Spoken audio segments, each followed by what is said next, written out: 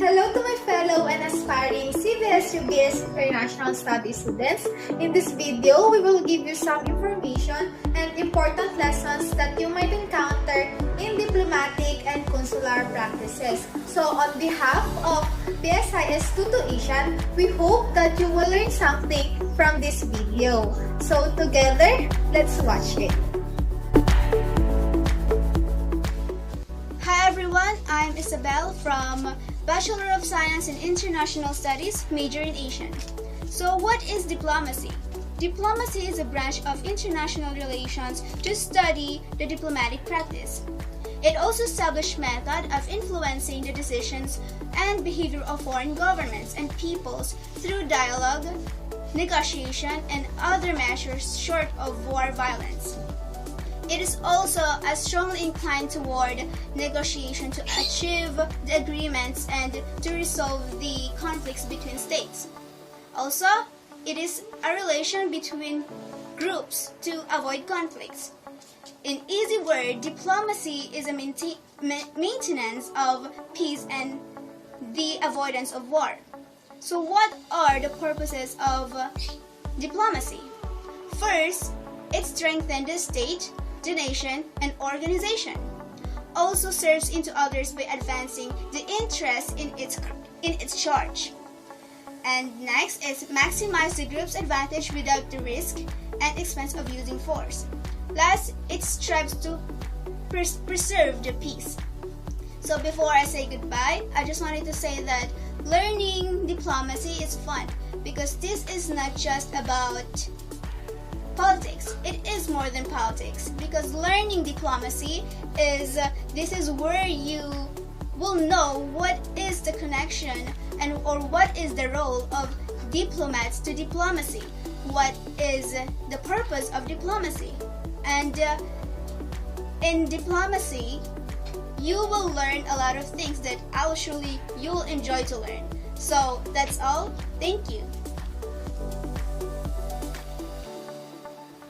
Now, let's have an idea on the topic of relation of foreign policy and diplomacy.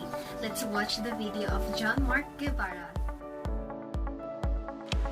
Good day everyone, I'm John Mark Guevara and I'll be explaining to you the relationship of foreign policy and diplomacy by the use of a diagram. So, as you can see, international relations as the beginning of our diagram. Because if we're talking about foreign policy and diplomacy, we're also tackling the international relation. Because foreign policy and diplomacy plays a vital role into international arena, particularly to international relations. So, back to the graph. International relations next to foreign policy. So, what is foreign policy? At the left side of our diagram, so the box represents the head of state. The head of state is the one who formulates the foreign policy, which laid down strategies chosen by a country that are geared towards achieving its goals and national interest. Set of activities that pursue national objectives of state in the international community. So foreign policy includes foreign aid, military force, and diplomacy. So this mechanism only function by the use of diplomacy. So diplomacy, at the lower part of our diagram, we can saw a box that represents as the diplomat. Diplomat's the one who negotiates to other country. So diplomacy functions applications of skills and tact to the conduct of official relations to the other states. So the second one is the process of conducting negotiations in order a peaceful relations and good connections with other groups. And last is a machinery for action. Now we will proceed to the relationship of this topic or this concept, so foreign policy and diplomacy. At the right side of our diagram, we can saw a set of explanation of relations of foreign policy and diplomacy. So foreign policy is a substance of foreign relations which is executed by the use of diplomatic technique. So diplomacy means to achieve a particular objectives in accordance with foreign policy. So diplomacy is one of the tools and mechanism used for the implementation of foreign policy. And lastly, the formulation of foreign policy were initially set by the head of state and together with diplomats of foreign policy leaders. So these two concepts are always connected because one cannot function properly if the other one is not present. Through the means of diplomatic negotiations, international treaties, alliances, and agreements, and different manifestations of foreign policy are formed and established. So that's all, and thank you for listening. And now, for the appropriate way of doing good posture, just to give a manner of looking and in order to have a proper physical figure as a diplomat, let's take a look at this video. Posture. All body positions assumed in daily activities. Walking, standing, sitting. Graceful presentation of your form. Affects health. Reveals attitude. Changes your appearance. Indicates self-esteem and self-assurance. Shows how healthy one is physically and mentally. Good posture. Creates favorable impression. Makes one look more impressive. Proclaims feeling of poise, control, and self-assurance. Bad posture. Dropping. Lax posture suggests sluggishness. Poor muscle tone. Cause strains and stress to muscles and body structure. Gives unnecessary aches and pains in any part of the body. Spoil appearance by distorting normal shape, deforming shoulders, and curving spines. How to stand correctly. Stand with back to a wall.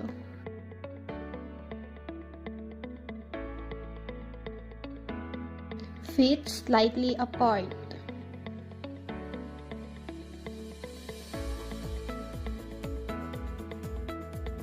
Place heels about 3 inches from the wall.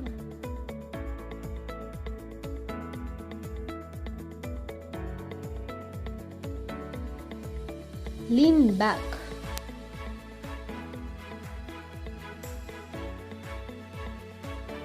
If back, head, and shoulders all touch the wall when you lean backwards, then your body is straight the way it should be.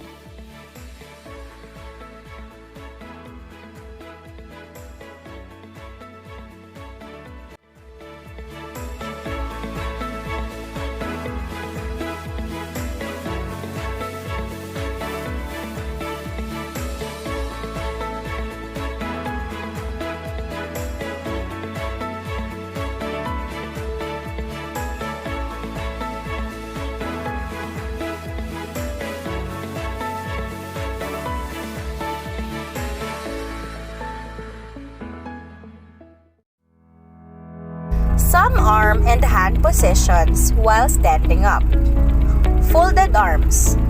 Keep fingers pointed up as you fold arms across your waist with hands resting on opposite upper arms.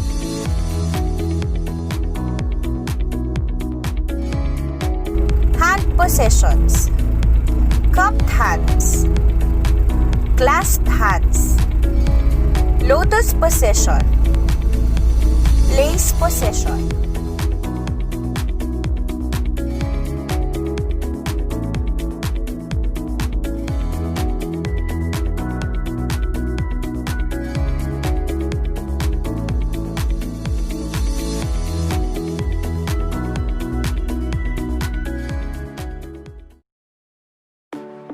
How to walk properly. Assume the proper standing position.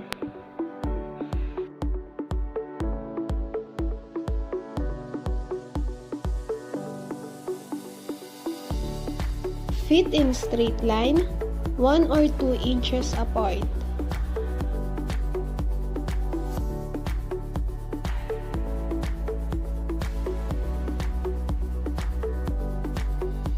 Length of your stride depends on your height and length of your legs. 1 foot is average stride for women. With longer legs, take smaller strides. With shorter legs, take long strides. To check walking pattern, walk barefoot in wet sand and study your footprints. At each step, heels hits the ground first before body weight rolls forward along to the ball of the foot behind the big toe.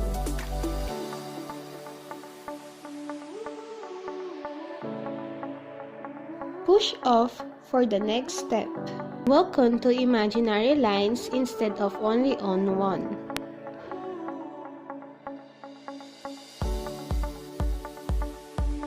Let arms brush slightly on the sides.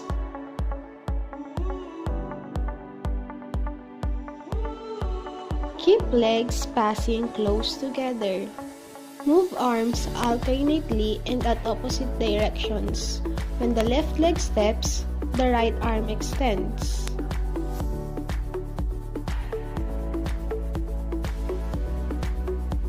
Glide smoothly as you walk.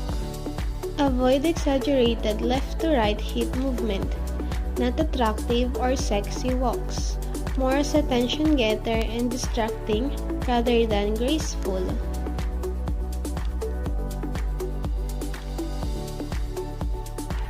Traditional practice of balancing a book on the head is the best way to put body into proper alignment.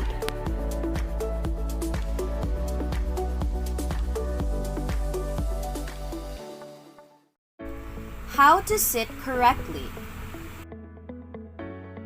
Approach chair closely enough to touch the edge of seat of the chair. Turn around and allow back of one leg touch the chair. With straight body, bend at the hip and knee joints to lower yourself onto the chair. No need to tuck shirt. If shirt has pleats, no need to pleat each pleat when getting ready to sit. Derriere on the front part of the chair first. Then use the hands to gently lift yourself into the chair so that the backrest braces your back. Some legs positions while sitting. Original leg position. With one foot in front and the other foot slightly slanted behind the front foot.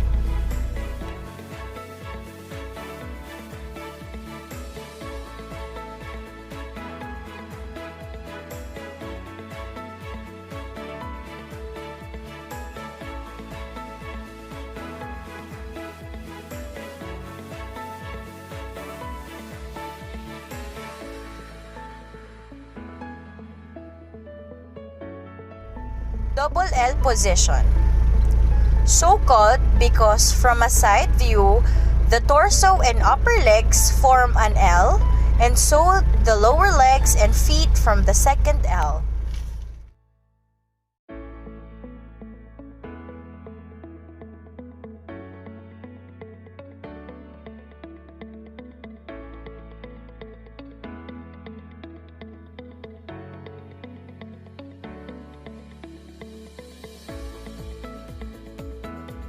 Semi-S position is done by crossing the legs at the angle and sweeping them to the side.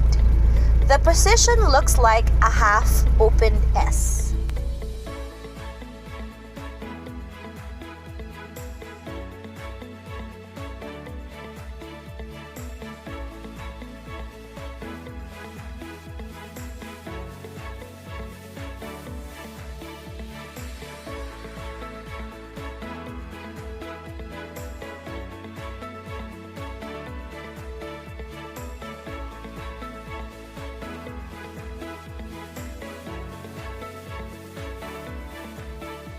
Cross S position. When you cross your legs at the knees, keep your ankles close together.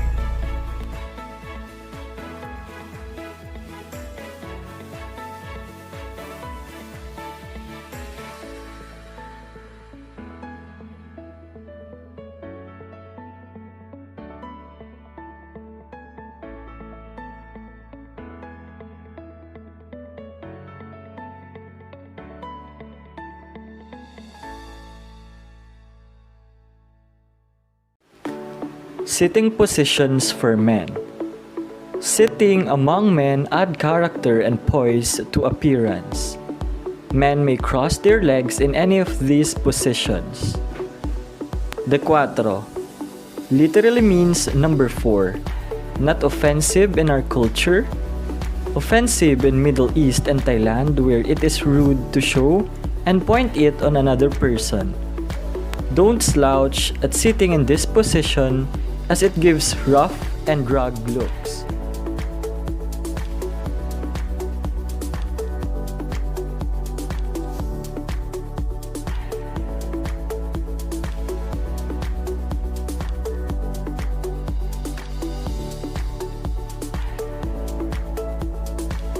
Continental. Very much acceptable. More dignified in many parts of the world.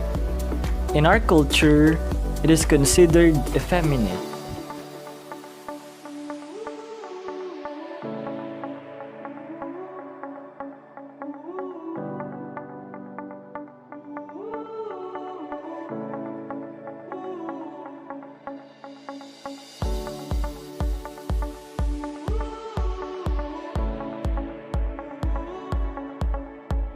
Color of pants, socks, and shoes. Pants, socks, and shoes must be of the same color. In business world, most acceptable colors of socks are black, brown, and navy blue. Never use white socks for business attire.